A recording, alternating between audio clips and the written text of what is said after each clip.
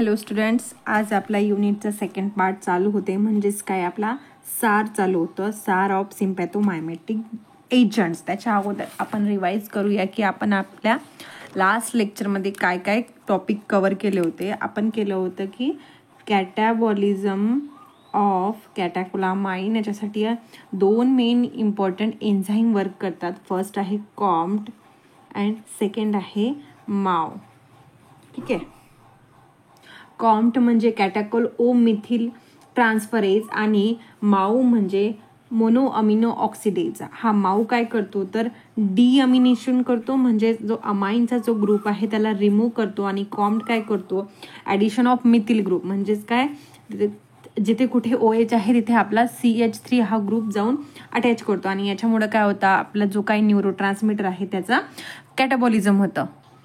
ही एक अशी कॅटॅबॉलिझमची प्रोसिजर आपण बघितली होती, ज्याच्यामध्ये नॉरइपिनेफ्रिन आणि इपिनेफ्रिनचं कॅटॅबॉलिझम होतं. आणि अशा प्रकारे जे काही फायनल प्रोडक्ट ते फॉर्म होतं. त्याच्यानंतर आपण रिसेप्टार्स बघितले होते. आपले दोन टाईपचे रिसेप्टार्स आहे. First one is alpha and beta receptor. अल्फाचे दोन टाईप्स, अल्फा 1, अल्फा 2. बीटाचे 3 टाईप्स आहे, beta 1, beta 2 and beta 3 receptors. Alpha 1 receptor हा प्रेझेंट आहे पोस्ट सायनॅप्टिक न्यूरॉन्समध्ये आणि ह्याचं काम काय करतं तर हा एक्सायटरी नेचरमध्ये आहे. देन अल्फा 2 रिसेप्टर हा कुठे आहे तर प्री सायनॅप्टिक न्यूरॉनमध्ये प्रेझेंट आहे आणि याचं फंक्शन ते इनिबिटरी आहे. त्याच्यानंतर बीटा 1 रिसेप्टार, वी नो की बीटा 1 रिसेप्टार हे प्रेझेंट आहे कार्डियाक टिश्यूमध्ये आणि याचं जे फंक्शन आहे ते इन्क्रीज करायचं आहे ब्लड प्रेशर. म्हणजे हे कशा नेचरचे आहे तर ते एक्सायटरी नेचरचे आहे. देन बीटा 2 रिसेप्टार हे प्रेझेंट असतात smooth muscles of blood vessels आणि हा काय करतो, रिलॅक्झेशन कॉज करतो, म्हणजे त्याचं फंक्शन हे इनिबिटरी आहे. त्याच्यानंतर बीटा 3 रिसेप्टार, बीटा 3 रिसेप्टार हे प्रेझेंट आहे ॲडिपोज टिश्यूमध्ये, एक्सायटेटरी नेचरचं आहे. ठीक आहे. एवढं आपण लास्ट लेक्चरमध्ये कव्हर केलं होतं. या लेक्चरमध्ये आपल्याला बघायचं आहे आपले सिम्पॅथोमायमेटिक ड्रग्स आणि त्याचा सार.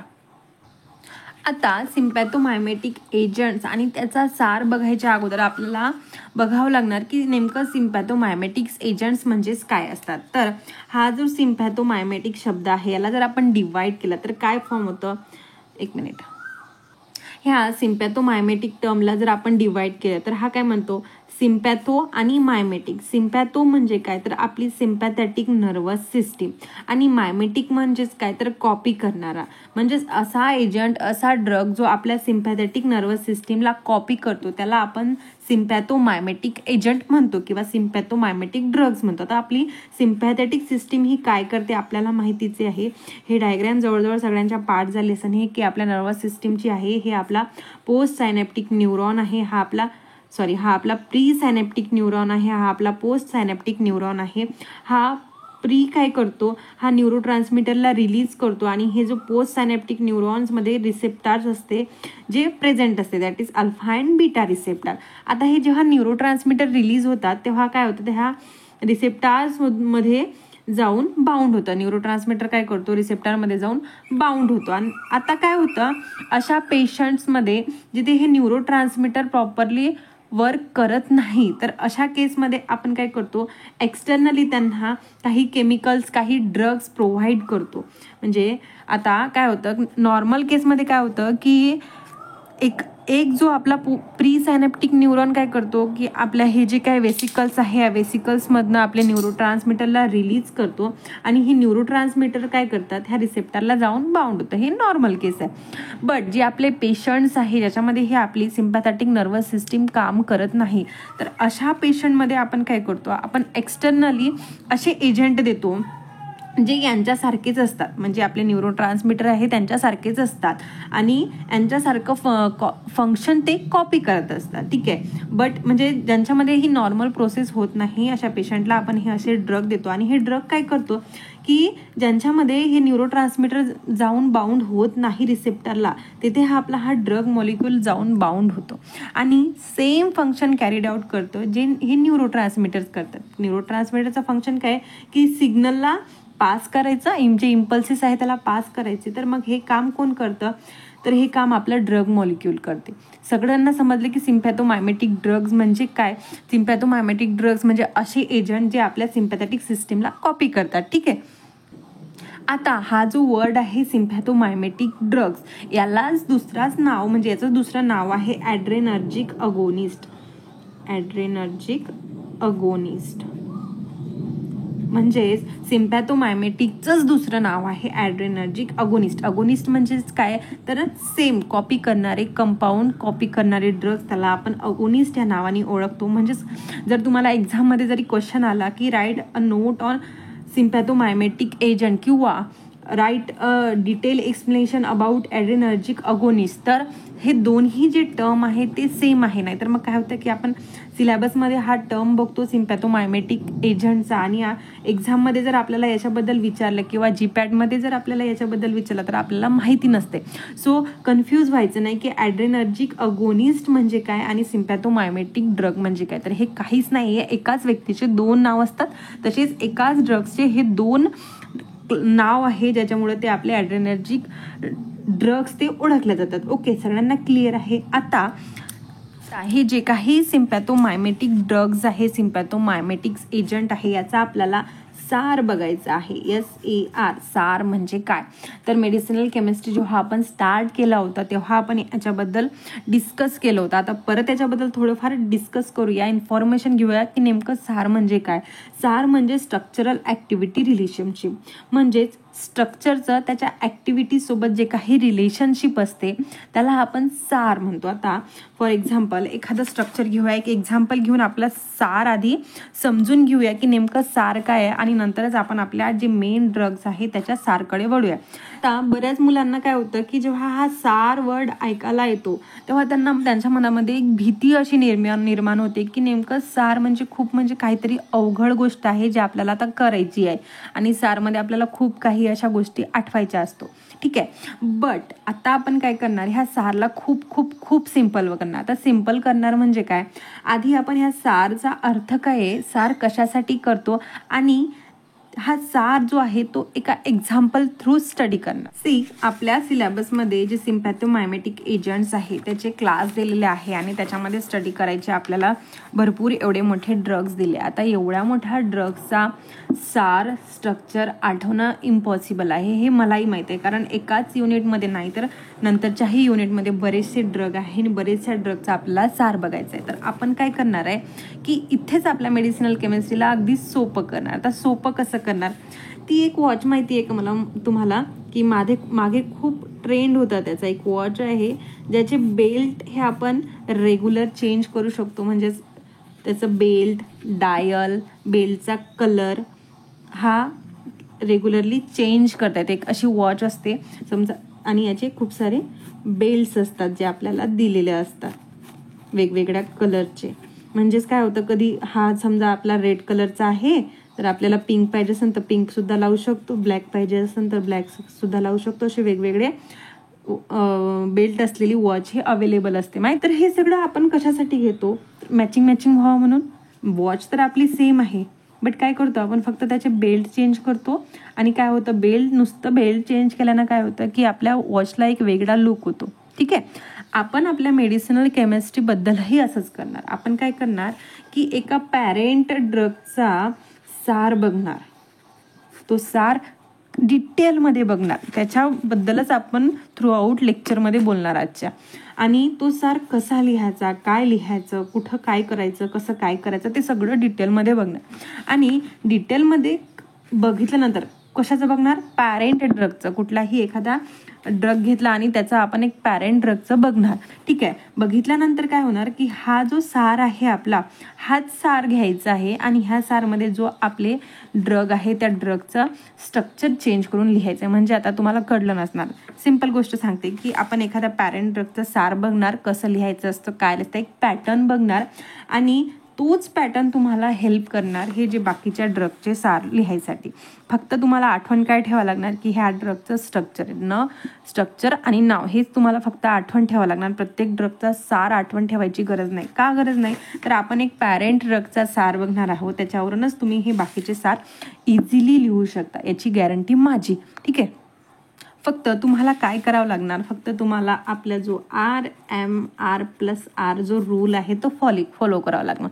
आता हा रूल म्हणजे काय, हा रूल म्हणजे revision, main part plus revision plus तुम्ही केलेली रिव्हिजन, म्हणजेच रिव्हिजन आपण करणार प्रिव्हियस लेक्चरची, मेन पार्ट कव्हर करणार, लेक्चर झाल्यानंतर परत आपण त्या टॉपिकवरती रिव्हिजन करणार आणि व्हिडिओ संपल्यानंतर तुम्हाला पर्सनली रिव्हिजन करायची आहे. बुक आणि पेन घेऊन प्रॉपर लिहून बघावं लागणार आणि या वेनी जर तुम्ही स्टडी केला तर तुमची मेडिसिनल केमिस्ट्री ही खूप खूप खूप इझी होणार. ठीक आहे, आणि ह्याच वेनी आपण आपला सारचा स्टडी करणार आहे.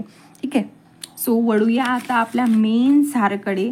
मेन सार ऑफ सिम्पॅथोमायमेटिक एजंट. सो सार सगळ्यांना समजलं आहे की सार म्हणजे काय, तर it is a structural activity relation, म्हणजे जो आपला ड्रग आहे, ड्रगचे जो स्ट्रक्चर आहे त्याच्या ॲक्टिव्हिटीसोबत त्याचं रिलेशन काय आहे हे बघण्याचं काम म्हणजेच काय, तर ते आपलं सार आहे. एक एक्झाम्पल घेऊया नॉरइपिनेफ्रिनचं. आता हे बघा, हा नॉरइपिनेफ्रिनचा स्ट्रक्चर आहे. हे स्ट्रक्चर सगळ्यांना पाठ असणार, कारण आता बऱ्याचदा आपण ह्या स्ट्रक्चरबद्दल बोललो आहोत आणि तुम्ही रिवाईजही करताय. सो हा स्ट्रक्चर कन्सिडर करूया की सगळ्यांना पाठ आहे. ठीक आहे, आता सार लिहायसाठी सगळ्यात पहिले काय करायचं, ड्रगचं स्ट्रक्चर काढून घ्यायचं.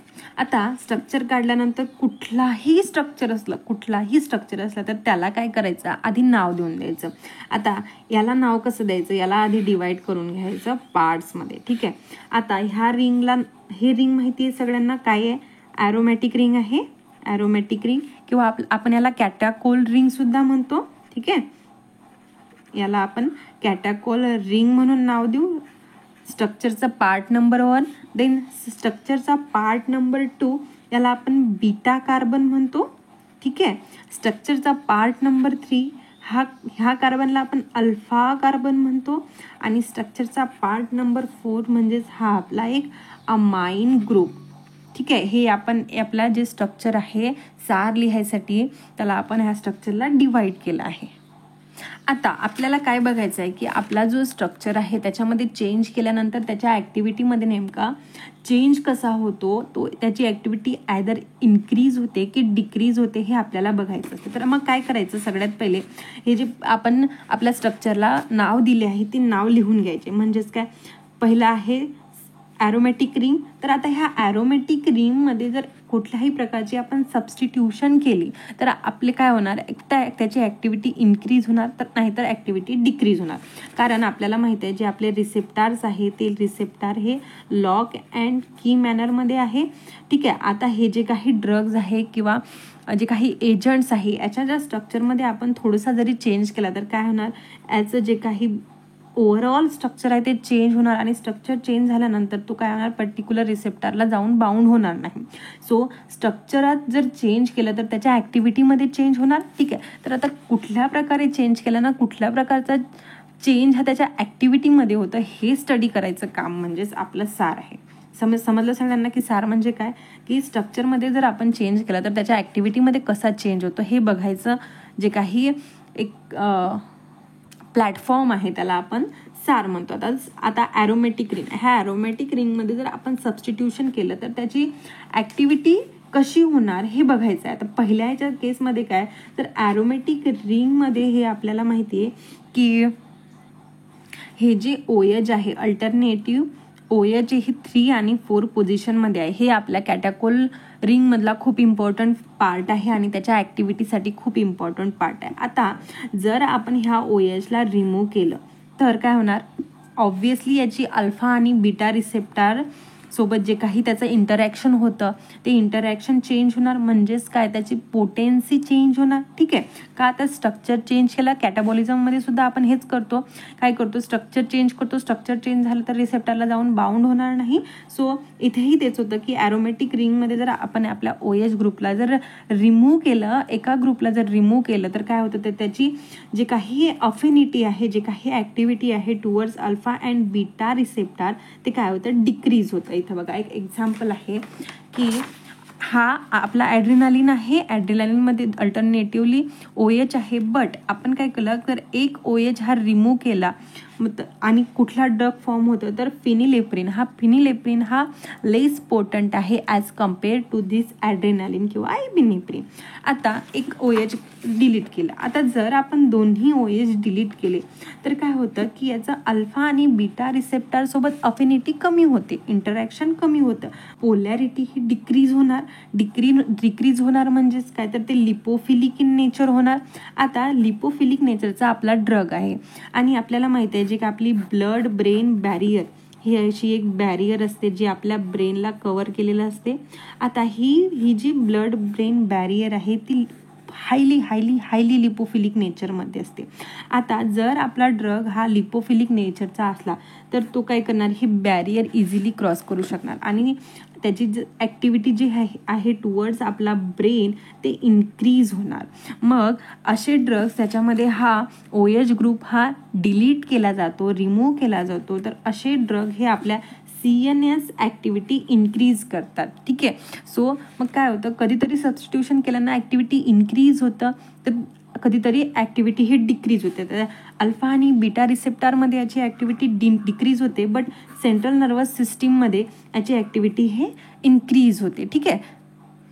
होप सो सगळ्यांना कळलं असणार की ॲरोमॅटिक रिंगमध्ये जर सबस्टिट्यूशन केल्यानंतर काय होतं. आता सेकंड पार्ट आहे बीटा कार्बनमध्ये आपल्याला माहित आहे की एक कार्बन आहे, हा अमाइन आहे, याला आपण अल्फा म्हणतो आणि हा कार्बनला आपण बीटा कार्बन म्हणतो. आता हा जो आपला बीटा कार्बन आहे, या बीटा कार्बनमध्ये आपल्याला माहिती आहे OH ग्रुप आहे. हा जो OH ग्रुप जर आपण रिमूव्ह केला तर काय होणार, याची जी अफिनिटी आहे टुवर्ड्स अल्फा आणि बीटा रिसेप्टर तर ती अफिनिटी डिक्रीज होणार. ठीक आहे. आता ह्या OH ग्रुपला जर डिलीट केलं, रिमूव्ह केलं तर याची अल्फा आणि बीटा जे काही रिसेप्टर सोबत इंटरॅक्शन होण्याची कॅपॅसिटी होती ते डिक्रीज होते, बट त्याची CNS ॲक्टिव्हिटी इन्क्रीज होते. राईट, कारण तो नॉन पोलर नेचरचा होतो. ठीक आहे. सो मग OH जर ॲड केला, OH जर ॲज इट इज ठेवला तर त्याची ॲक्टिव्हिटी कुठल्याही प्रकारची चेंज होत नाही आणि OHला जर आपण रिमूव्ह केलं तर त्याची CNS ॲक्टिव्हिटी ही इन्क्रीज होते. म्हणजेच काय तर substitution on beta carbon leads to decrease in activity alpha and beta activity. Same in case होतं, काय होतं, आपला जो काही आपला अल्फा कार्बन आहे, अल्फा कार्बनमध्ये जर आपण कुठल्याही प्रकारचं सबस्टिट्यूशन केलं तर काय होतं की जे काही आपल्या माऊ आणि कॉम्ट आहे यांचं जे काही इंटरॅक्शन आहे, जे काही कॅपॅसिटी आहे कॅटाबॉलिझम करण्याची, ते काय होतं, डिक्रीज होतं. हे बघा, सबस्टिट्यूशन ऑन अल्फा कार्बन काय होतं की ह्या अल्फा कार्बनमध्ये जर आपण एखादा ग्रुप ॲड केला तर काय होतं, त्याचं मेटाबॉलिझम डिक्रीज होतं. म्हणजे आपले माऊ आणि कॉम्ट आहे त्याची ॲक्टिव्हिटी डिक्रीज होते. आणि फोर्थ वन कुठलं आहे, अमिनो ग्रुप आहे. आता ह्या अमिनो ग्रुपमध्ये जर काय होतं, आपल्याला माहिती आहे अमाइन हा एक तर प्रायमरी असतो, सेकंडरी असतो किंवा हा टर्शरी असतो. याला आपण प्रायमरी, याला सेकंडरी आणि याला टर्शरी म्हणतो. आपला जो ड्रग आहे तो एक तर प्रायमरी किंवा सेकंडरी नेचरमध्ये असला पाहिजे. टर्शरी असला तर त्याची डिझायरेबल ॲक्टिव्हिटी देत नाही. ठीक आहे. अशा प्रकारे आपण कुठल्याही ड्रगचा सार लिहू शकतो. काय करायचं आहे, स्ट्रक्चरला फक्त डिवाइड करायचं आहे आणि प्रत्येक पार्टमध्ये जर आपण कुठल्याही फंक्शन ग्रुप ॲड करतो आणि ॲड केल्यानंतर त्याची ॲक्टिव्हिटी कुठल्या रिसेप्टरच्या अगेन्स्ट होते आणि कुठं तो पॉझिटिव्ह रिस्पॉन्स देतो ते जर आपल्याला माहिती असलं तर आपण कुठल्याही ड्रगचं सार लिहू शकतो. जसं सार ऑफ नॉन एपिनेफ्रिन जेव्हा आपल्याला लिहायचं आहे तर आपण काय केलं, स्ट्रक्चर घेतलं, स्ट्रक्चरला आपण डिवाइड केलं, याला नाव दिले catechol ring, then beta carbon, alpha carbon आणि अमिनो ग्रुप. त्याच्यानंतर आपण काय केलं की जेव्हा आपण आपला कॅटाकोल रिंगमध्ये सबस्टिट्यूशन करतो तेव्हा काय काय नेमकं चेंजेस होते ते बघितले. की जेव्हा आपण आपला जो रिंग आहे, रिंगमधला जर OH ग्रुप हा रिमूव्ह केला तर काय होतं की आपला अल्फा आणि बीटा ॲक्टिव्हिटी ही डिक्रीज होते, बट दोन्ही जर आपण OH ग्रुप रिमूव्ह केले तर त्याची CNS ॲक्टिव्हिटी इन्क्रीज होते आणि तो easily blood brain barrier cross करू शकतो. Then second one is a beta carbon, substitution on beta carbon. जर ह्या बीटा कार्बनमध्ये जर आपण कुठल्याही प्रकारचं सबस्टिट्यूशन केलं तर काय होतं, त्याची CNS ॲक्टिव्हिटी ही डिक्रीज होते. ठीक आहे का, तर तो त्याची लिपोफिलिसिटी काय होतं ती कमी होते, बट त्याची alpha and beta activity increase होते. देन थर्ड वन आहे substitution of alpha carbon. Alpha carbon म्हणजे कुठला, जो अमाईनच्या साईडला आहे त्याला आपण अल्फा कार्बन म्हणतो.